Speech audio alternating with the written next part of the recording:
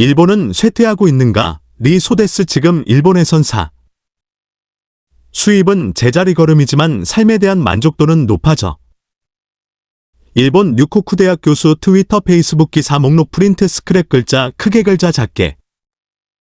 일본의 잃어버린 30년은 인구 감소, 고령화, 지방 인구 과소화 등의 문제를 다른 나라보다 20년 빨리 겪고 있는 것. 중국은 거지도 전자결제로 동량받을 만큼 변화가 빠르지만 일본은 전자머니 결제액은 2% 미만. 대졸자 취업률은 사실상 100%. 고향에 대한 자부심 높고 돈보다는 다른 사람을 행복하게 할 수 있는 직업이 좋다는 젊은이들. 일본 마쓰야마의 도고온천. 일본 지방 도시에서는 지역 특색에 기반을 둔 마초코시가 한창이다. 사진 배진영.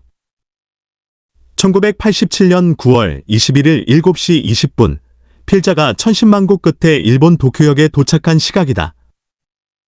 중국 하얼빈에서 기차로 상하이까지 36시간, 상하이에서 오사카까지 여객선으로 48시간, 신오사카역에서 도쿄까지 3시간, 이동에만 84시간, 꼬박 4일을 허비한 셈이다. 이렇게 하지 않으면 안 되었던 이유는 딱 하나, 비행기는 너무 비쌌기 때문이었다. 그 시절 베이징에서 도쿄까지 편도 항공권은 인민폐로 약 800위안, 기자였던 필자 월급의 15배에 달했다. 배편을 이용하면 60위안, 하얼빈에서 상하이까지 가는 열차 표값을 합쳐도 항공편의 10분의 1 정도면 됐다.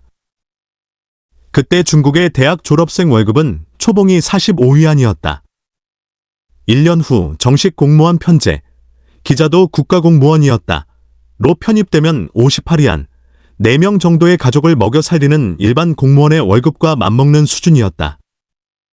하지만 일본에서는 저녁 한 끼 먹을 돈도 되지 않았다. 일본은 무엇이든 최고였던 시절. 그때 일본은 무엇이든 최고였다. 도쿄 도심 번화가 긴자, 은좌의 땅값은 말 그대로 금값이었다. 1평방미터 가격이 1억 엔이나 하는 곳도 있었다. 일본의 부동산 회사들은 미국 뉴욕의 상징인 록펠러 센터 빌딩을 매입하고 한국 돈으로 수천억 원짜리 명화를 거리낌 없이 사들이고 있었다. 중국에서 직장 생활 5년 차였던 필자가 도쿄에 도착했을 때 호주머니에는 100엔짜리 동전 몇 개만 남아 있었다. 이마저도 신오사카역에서 신칸센 티켓을 살 때 돈이 모자라 여객선 위에서 우연히 만난 하얼빈공업대 교수한테서 2,000엔을 빌려서 티켓을 사고 남은 돈이었다. 도쿄 근교에 살고 있던 지인, 하얼빈에 가족이 있는 잔류 일본인 아들의 도움으로 싸구려 여관에서 하루 묵었다. 이튿날부터 도쿄 이치가야, 시이코, 자위대회관 1층에 있는 식당에서 아르바이트를 시작했다. 시간당 550엔을 받기로 했다. 후에 안 일이지만 그때 같은 식당에서 허들의 일을 하는 일본인 학생은 시간당 1,000엔을 받고 있었다. 1,000엔이면 당시 환율로 중국 돈 약 50위안에 해당되었다. 중국 직장인의 평균 월급과 맞먹는 돈이었다. 중국과 일본의 격차가 너무도 큰 것에 크게 놀랐다. 100엔짜리 동전을 넣으면 콜라가 자동으로 떨어져 나오는 자판기는 중국에는 없었다. 동전을 넣고 사용하는 공중전화도 없었다. 중국에서는 아파트 혹은 생활구역에 전화기를 설치해놓고 필요할 때 요금을 지불하고 빌렸었다. 중국 생활에 익숙해 있던 필자는 한동안 자판기를 쓸 엄두도 못 냈다. 콜라 한 병에 중국에서 일할 때 벌었던 월급의 10분의 1이 날아가기 때문이었다. 부자가 된 중국의 친구들. 그때로부터 35년이 지난 오늘의 일본은 어떤가? 변한 것이 거의 없다. 자판기에서 떨어지는 음료수 가격이 80엔에서 110엔 정도로 오르긴 했지만 시급은 거의 변화가 없다. 아직도 아르바이트생은 시간당 1,000엔 정도를 받는다. 직장인의 연봉도 30여 년간 거의 오르지 않았다.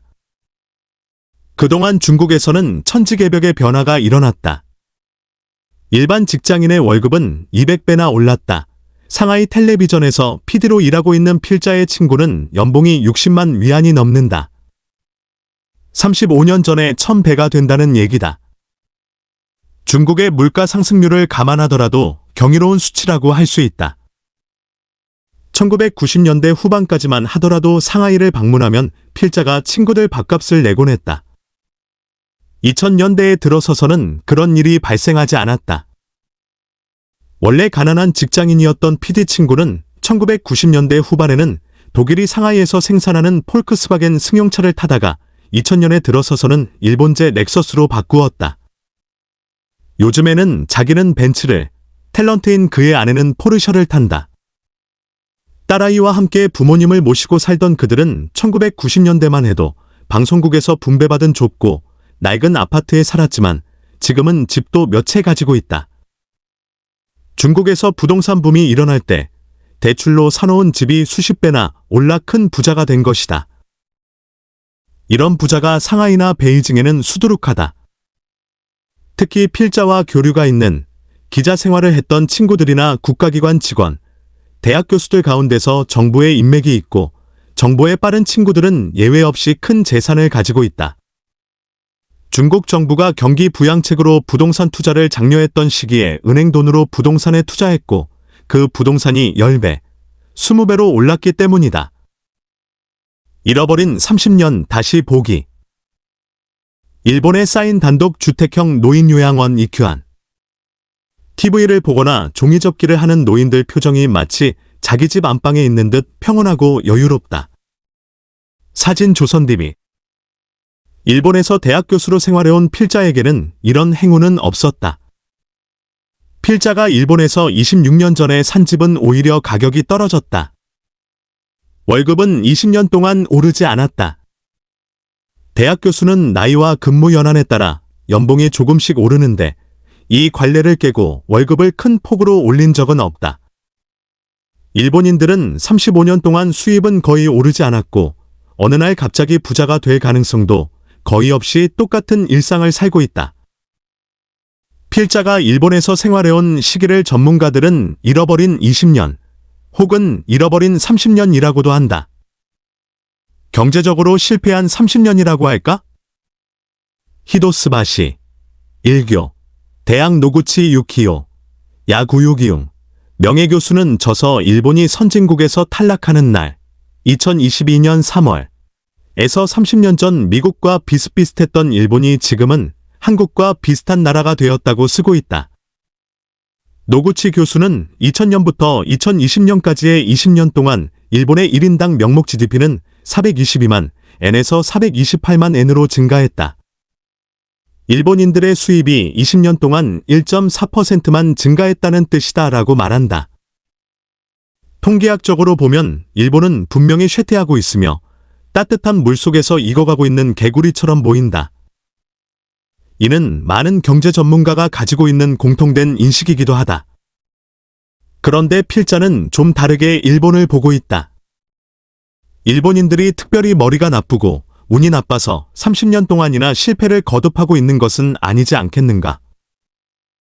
일본은 버블 경제를 경험하고 난 다음인 1990년대 말경부터 선진국이 직면해야 하는 여러 가지 문제를 떠안았고 이를 해결해가는 과정에 있다. 인구 감소와 고령화, 지방도시 및 농촌의 인구 과소화 문제, 중소기업의 후계자 단절 등을 일본은 다른 나라보다 20년 빨리 떠안게 됐다고 할 수 있다. 바꾸어 말하면 일본은 다른 나라보다 20년 앞서가고 있는 것인지도 모른다. 고장에서 나는 물산만으로 잘 산다.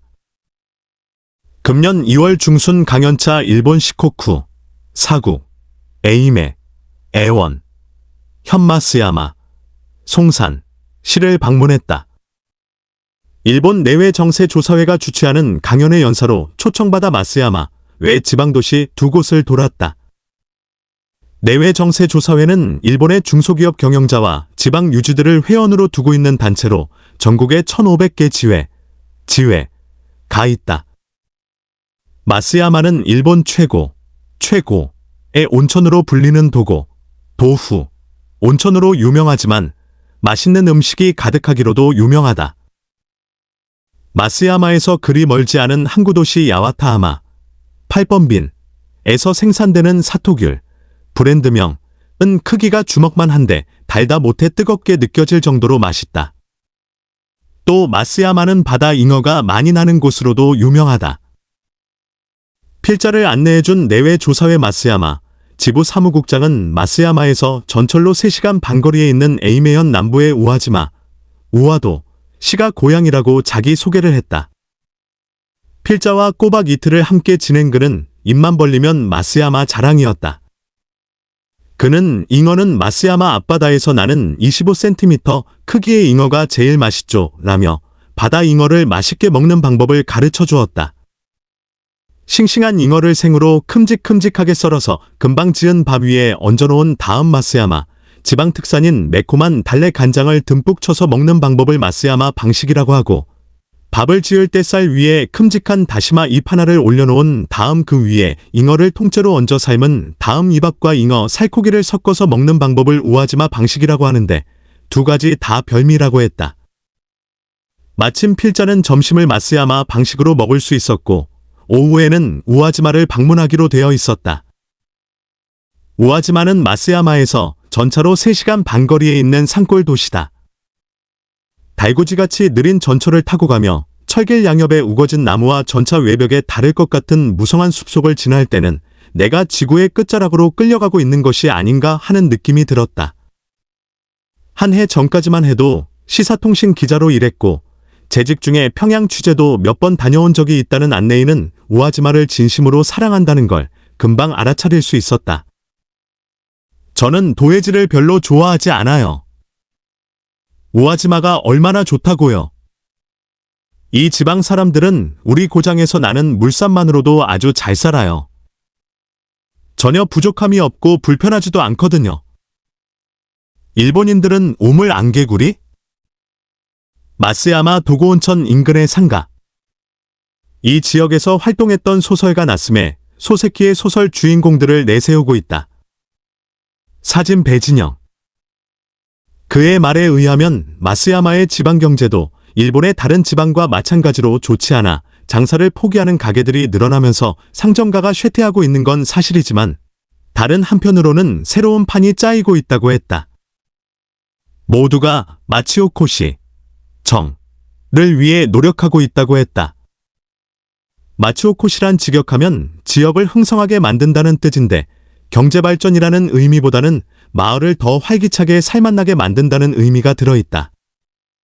지방경제 규모를 더 크게 발전시키기 위해 큰 회사를 유치하거나 도해지로 돈 벌러 나가기보다는 지방 특색을 살려 자체의 물선을 가지고 지방의 독자적인 순환경제로 길을 모색하자는 것이다. 그 덕택에 수입이 오르지는 않았지만 일정 생활 수준은 유지하고 있으며 노동시간은 절반 정도로 줄어 훨씬 여유로워졌다고 한다. 30년 전에는 하루 10시간 일해야 보통 수준의 생활을 영위했다면 지금은 5시간만 일해도 충분히 잘 살 수 있다는 것이다. 안내인은 말했다.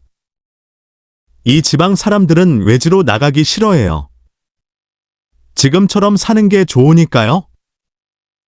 이런 얘기를 들으면 이 사람들은 우물 안개구리가 아닌가라고 생각할 수도 있다. 요즘 일본 사람들은 이런 생각을 가지고 있는 경우가 많다. 자기가 사는 곳이 세상에서 제일 좋고 자기가 하는 일이 제일 보람 있다고 생각하기 때문에 돈을 더 벌 생각도 하지 않고 주어진 현실에 만족하면서 사는 사람이 많다. 얘기가 좀 빗나간다고 생각할지 모르겠지만 내가 사는 동네를 떠올렸다. 필자가 살고 있는 집에서 차로 10분이면 갈 수 있는 거리에 천하고멘, 일본말로 고멘은 미안해라는 뜻인데 단어를 뜯어서 해석하면 고는 경어에 붙이는 접속사이고 매는 국수라는 뜻이다. 즉, 천하 제일 존경하는 국수라는 뜻도 된다. 이라는 작은 라면집이 있다. 늘 손님이 넘쳐나 기다리지 않으면 자리를 잡을 수 없다. 라면은 하루 100인분만 판다. 30대 초반의 젊은 오너에게 좀 더 규모를 넓히고 체인점도 내면 돈도 더 벌고 손님들도 좋아할 것이라고 말했더니 그는 이렇게 답했다. 저는 장사를 크게 할 생각이 없어요. 돈보다는 손님들이 제가 만든 라면을 맛있게 먹고 행복해하는 모습을 직접 보는 것이 좋거든요. 거짓말처럼 들릴지 모르지만 요즘 일본에는 이런 가치관을 가진 젊은이들이 많다. 대학 졸업 후 진로를 상담하러 오는 학생 가운데 정색한 얼굴을 하고 나는 돈보다는 다른 사람을 행복하게 할 수 있는 직업이 좋아요 라고 말하는 학생이 많다. 대도시보다는 지방도시, 가능하면 자기가 나서 자란 지방으로 돌아가 마츠오코시에 공헌하고 싶다고 한다. 필자가 근무하고 있는 류쿠쿠 대학의 사회학부는 해마다 500명 정도의 졸업생을 배출한다. 필자가 이 학교 교수가 된 후 26년간 졸업생 취직률은 85% 이상이었다. 좀 더 전문적인 직업에 종사하기 위해 공부를 더 한다든가 가업을 이어받기 위해 사실상 진로가 결정된 학생까지 합하면 취직률은 100%라고 할 수 있다. 한 학생이 두세 개의 기업으로부터 합격 통지서를 받는 경우도 있으니 취직률은 100% 이상이다. 의욕만 있으면 거의 모든 학생이 졸업과 동시에 일할 수 있는 직장을 가질 수 있다. 문학부나 법학부도 상황은 거의 비슷하다. 고졸생 취직률은 대학보다 훨씬 높고 선택의 여지가 많아 대학 졸업생이 고졸 학력으로 취직하는 경우도 있다. 지방 호텔 이용률이 높아진 이유. 안내자의 말을 듣다 보니 이곳 젊은이들도 우리 대학 졸업생들과 비슷한 생각을 가지고 있구나란 사실을 알게 됐다. 일본 젊은이들이 지방을 떠나 큰 도시로 몰려들던 시기는 이제 끝났는지도 모른다. 그도 그럴 것이 지금 일본의 경우 지방에서 생활해도 풍요롭고 다채로운 생활을 영위할 수 있게 모든 것이 갖추어져 있다. 우아지마처럼 지구 끝자락에 있는 것 같은 산골 도시에서 살아도 인터넷 덕분에 도해지의 큰 회사나 직장인들하고 교류하는데 지장이 없다. 요즘 일본에서는 작은 도시의 경치 좋은 호텔 이용률이 굉장히 높다. 세계적인 IT 기업에서 일하는 젊은이들이 컴퓨터만 들고 이런 호텔에서 휴가를 즐기듯 일하는 방식도 유행하고 있다. 사이버 세계에서 놀 수 없는 어르신들, 즉 중소기업 오너나 지방 유지들은 유명인사들을 불러 직접 세상 얘기를 들을 수 있다. 우아지마와 같은 지구 끝자락, 우아지마 분들에게는 신뢰가 되지만 도시 사람들이 비싼 강연료를 내고 한반도 문제에 대한 이야기를 들으려고 필자를 부른 것은 이런 맥락에서 보면 극히 자연스러운 일이었다. 낙후된 일본 열차 시스템. 일본 마쓰야마의 전차. 일본의 전철 시스템은 한국에 비해 낙후되었다는 느낌을 주기도 한다. 사진 배진영. 이런 상황과 달리 필자를 깜짝 놀라게 한 것은 따로 있다. 인구 6만 7천 명이 넘는다고 하는 우아지마역 개찰구 풍경이다. 개찰구는 그냥 개방해놓은 상태였고 열차가 도착하고 떠날 때만 영무원이 집게 같은 도구를 들고 나와서 손님들이 내미는 티켓에 도장을 찍어주고 있는 게 아닌가. 그 다음 방문지였던 인구 7만 명의 항구 도시 야와타하마도 마찬가지였다. 한국이나 중국에서는 30년 전에야 볼 수 있던 그 광경? 30년 전, 일본 열차 시스템은 세계 최고로 꼽혔다. 한국이나 중국에는 그때까지 신칸센과 같이 빠르고 편안한 열차가 없었다. 그런데 30년이 지난 오늘 중국이나 한국의 열차 시스템은 일본보다 훨씬 더 발달되어 있다.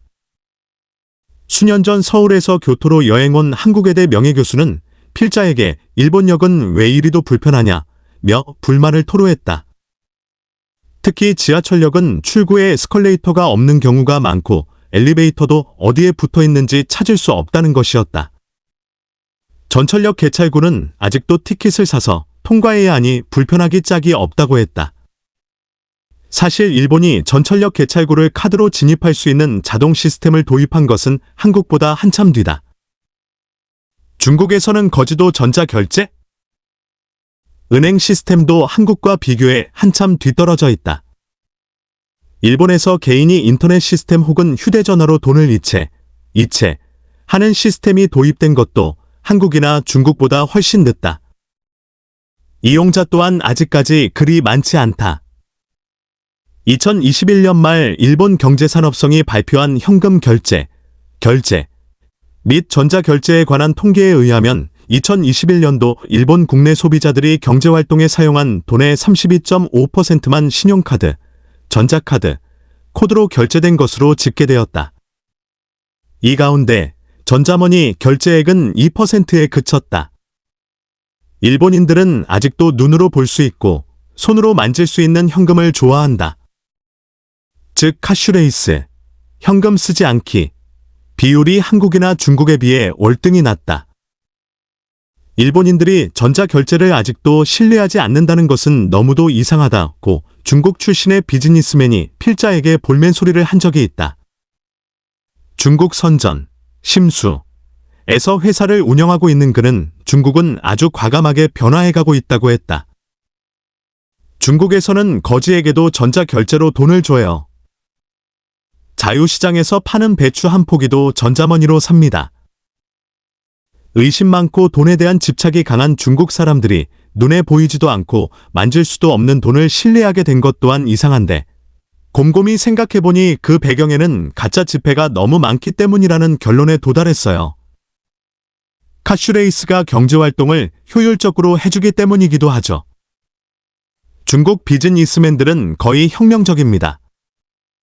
옛날과 달리 중국 비즈니스는 아주 효율적이에요. 상하이에 있는 시스템 개발 회사와 거래를 하고 있는 지인은 비즈니스 세계에서 중국처럼 혁신적이고 효율적인 나라는 없다고까지 말한다. 프로젝트를 가져가면 그 일을 수행할 수 있는 친구들을 하루 사이에 모을 수 있어요. 제품 개발도 마찬가지예요. 우리가 원하는 물건을 그 어떤 물건이든 금방 완벽하게 만들어 샘플을 먼저 보냅니다. 5년 정도 중국의 선전이나 상하이를 방문하지 못하고 있는 필자에게는 생소하기만 한 이야기다. 5년 전에도 선전이나 상하이를 방문할 때마다 친구들의 거주지나 오피스 주소가 변해 있었다. 개발 속도가 너무도 빨라 반년 만에 도시가 완전히 변하고 새 구역이 생겨나고 하니 주소가 자주 변한다. 지지부진한 마이넘버 카드 보급. 일본 정부가 보급을 추진 중인 전자신분증인 마이넘버 카드. 아직도 보급률이 80%에 미치지 못하고 있다. 이런 중국과 비교하면 일본은 너무도 느리다. 버블 경제가 한창이던 1980년대의 일본은 국제적 위상에 맞게 나리타 국제공항을 확장하려고 했지만 결국 포기했다. 대형 활주로를 만들어야 할 토지, 복판에 개인 소유의 작은 땅이 있었기 때문이다. 일본 정부는 40년 넘게 설득을 거듭했지만 포기하고 말았다. 마이넘버 카드는 소지를 장려한 지 7년이 지났지만 올해 초에 통계를 보니 보급률이 80%에 못 미치고 있다. 행정수속 등 정보 교환의 효율성을 높이기 위해 도입을 결정했고 법까지 만들어 보급하고 있지만 완강하게 거부하는 국민이 많다. 미국의 사회보장, 시큐리티, 넘버와 다를 바 없지만 일본인들은 변화를 좋아하지 않는다는 사실을 여기서도 엿볼 수 있다.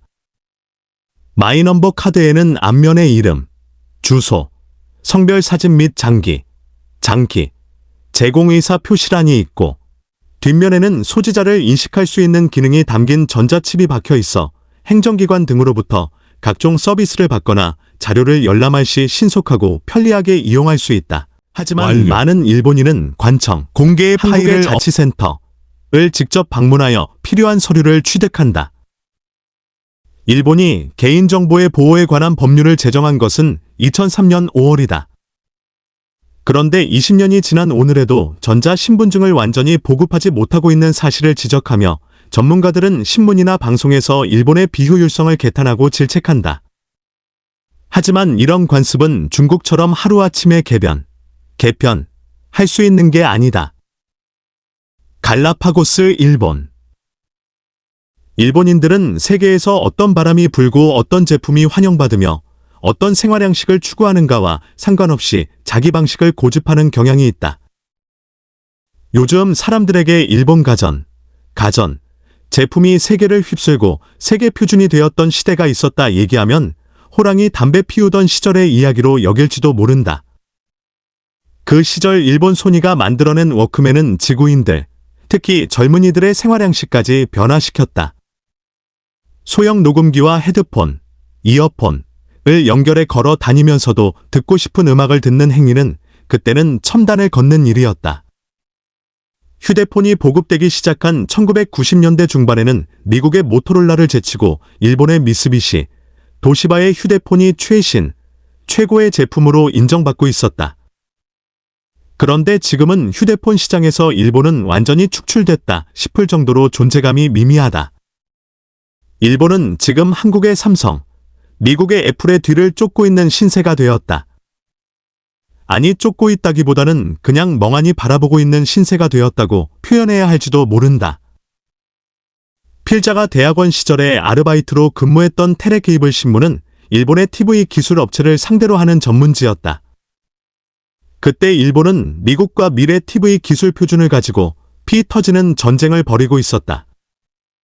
테레케이블 신문 이사 중 한 분은 일본에서 위성방송을 처음 시작할 때 일본 네케이, 일본 방송공사의 기술본부 책임자였는데 필자와 스스럼 없이 이런저런 얘기를 나누는 사이였다. 그의 말로는 네케는 일본 대기업을 포함한 기술연합체를 만들어 아날로그 하이비전 TV 기술 개발에 올인하고 있었고, 미국에서는 디지털 기술이 상용화되면서 조금씩 빛을 발하고 있었다고 한다. 결과적으로 전 세계가 아날로그를 디지털로 교체하는 방향으로 가고 있었는데도 일본은 아날로그 기술을 고집하는 바람에 막대한 경제적 손실을 보았을 뿐만 아니라 디지털 제품 개발에서 뒤떨어지게 되었다. 서로 협조하며 일한다는 것이 싫었다. 노벨 물리학상 수상자 마나베 슈쿠로. 사진 AP 뉴시스. 새로운 기술을 도입하려면 그때까지 축적한 기술을 근본적으로 부정해야 한다. 연속성을 중히 여기고 무엇이든 경험과 축적된 데이터를 중히 여기는 문화를 가진 일본에서 혁명적인 아이디어나 생각은 잘 받아들여지지 않는다. 외골로 가는 줄 알면서도 파멸할 때까지 누구도 솔선해서 멈추려 하지 않고 선뜻 저지하려고 하지도 않는다. 서로 주위 사람들의 표정을 살피고 공기, 분위기를 감지하려고만 애쓴다. 2021년 노벨 물리학상을 수상한 마나베 슈쿠로, 진과수강, 일본인으로는 28번째 노벨상 수상. 미국 스탠퍼드대 교수는 나는 서로 협조하며 일한다는 것이 싫었다. 그래서 일본을 떠났고 돌아가기 싫다고 잘라 말한 적이 있다. 수상 소감을 묻는 기자의 질문에 마나베 교수는 일본에서는 서로 상대방의 기분을 상하게 할까봐 조심하고 균형이 잡힌 관계를 만들기 위해 노력해야 한다면서 미국에서는 그럴 필요가 없다고 대답했다. 일본에서는 기발한 발상이나 너무 앞서 나가는 것은 조직을 무시하거나 상대방을 불쾌하게 만드는 경우가 있다고 하여 기피하는 경향이 있다. 이는 조직 내부의 사람과 사람 사이에서도 그렇고 회사와 회사 사이에서도 그렇다. 그래서 오히려 일본이라는 조직을 떠나면 재능을 발휘하는 일본인이 많다. 지금은 세계적인 스타가 된 야구 투수 오타니 슈에이, 대곡 상평, 스케이트보드 세계대회에서 5번 우승해 세계 왕자로 불리는 세지리료, 뇌고릉가 그 좋은 예이다. 오타니는 외국에 나가서 빛을 발했고 세지리료는 일본적이지 않은 자유분방한 생활 스타일을 추구했기에 성공했다고 일본 언론은 평가한다.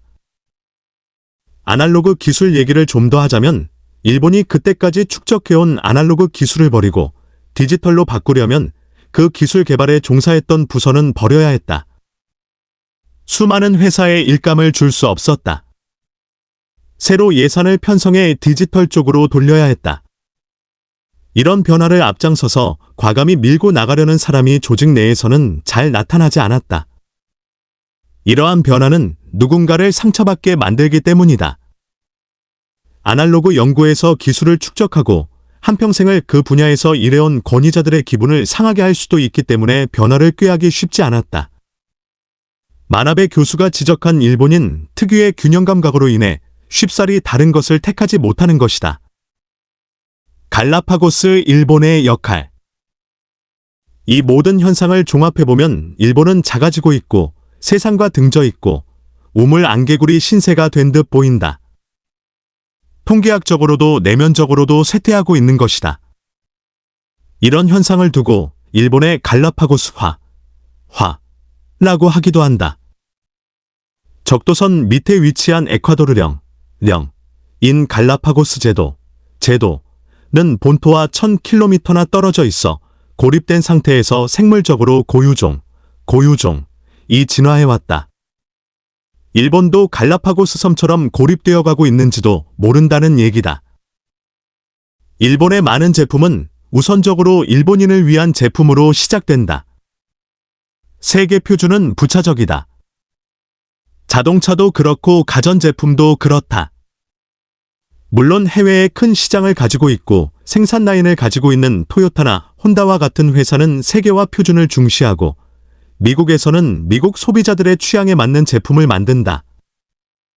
하지만 이 경우에도 시작과 검증은 국내 시장에서 한다.